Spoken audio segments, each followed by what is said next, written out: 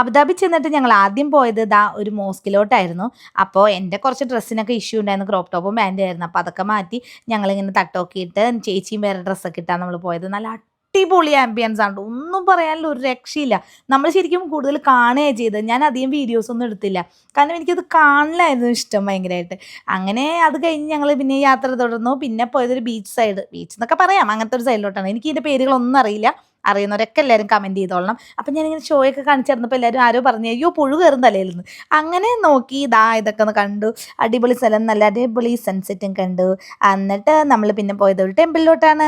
ടെമ്പിളിലോട്ട് ചെന്നിട്ട് ടെമ്പിളെന്ന് പറഞ്ഞാലും നമ്മുടെ ഇവിടുത്തെ പോലെ നല്ല സൂണ്, ഫുൾ ലൈറ്റൊക്കെ ഇട്ട് സൂപ്പറായിരുന്നു കേട്ടോ. കുറേ ഫോട്ടോസൊക്കെ എടുത്ത് അതൊക്കെ ഞാൻ ഇൻസ്റ്റയിൽ ഇടുന്നതാണ്. അങ്ങനെ ഹോട്ടലിലെത്തി അനിയൻ വന്നിരുന്നു, അപ്പോൾ അവനെ മീറ്റ് ചെയ്തു, ഒരു സെൽഫിയൊക്കെ എടുത്തു.